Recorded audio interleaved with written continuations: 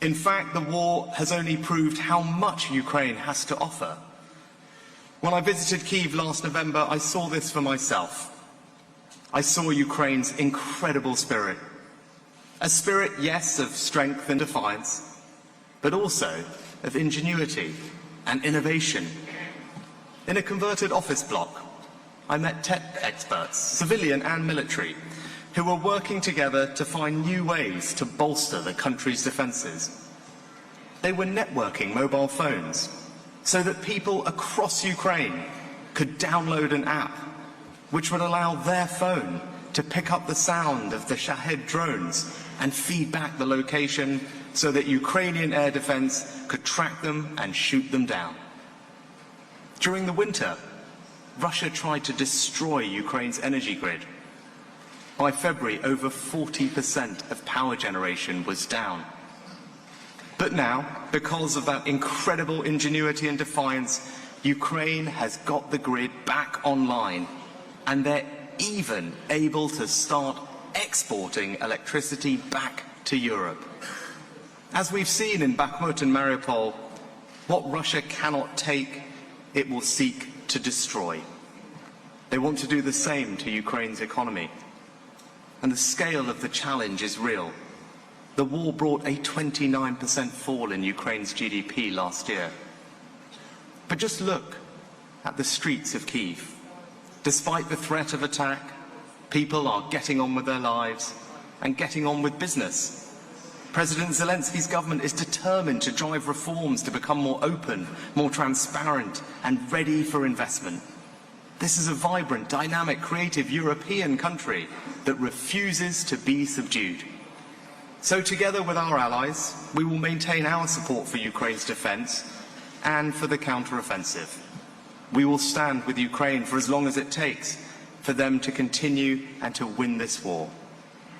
We'll also stand with them as they win the peace and harness all of that ingenuity and defiance to build the future that they deserve.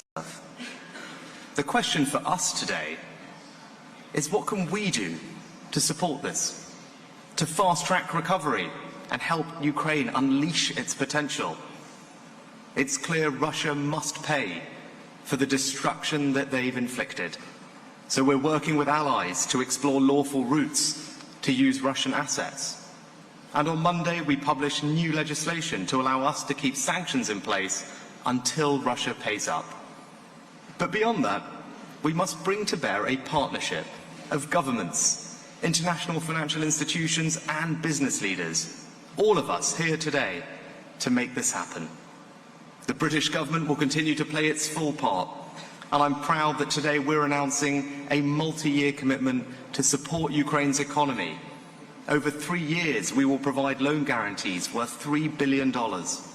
We're also launching a new UK-Ukraine tech bridge to foster investment and talent, along with support for green energy and more, all part of a vast collective effort from allies and partners around the world, including significant new support from the EU, which is also being announced this week.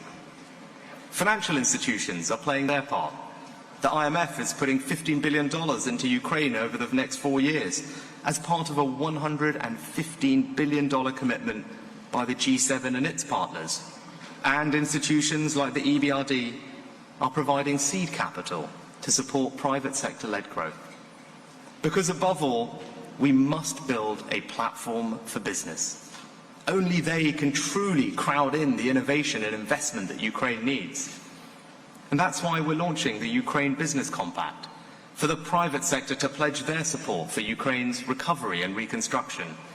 And I am delighted to announce today that over 400 businesses from 38 countries with a combined market cap of $4.9 trillion have now signed up. Now, the City of London has a huge amount to offer in their deep and liquid capital markets and world-class finance expertise. So there is no better place to announce today the new London Conference Framework for War Risk Insurance. This is a huge step forward towards helping insurers to underwrite investments into Ukraine, removing one of the biggest barriers and giving investors the confidence they need to act. With this and everything that we do here, we are sending a message that our support on the battlefield and beyond cannot be outlasted, and that Ukraine's incredible spirit will prevail. Now, in a moment, I'll hand over to my friend, President Zelensky. But first, I'd just like to share something that I heard recently. It's about a Ukrainian soldier fighting to defend Bakhmut. He was stationed in an empty house, not far from the front line, surrounded by the destruction of war. When he could snatch a moment of free time, he used it to plant seeds.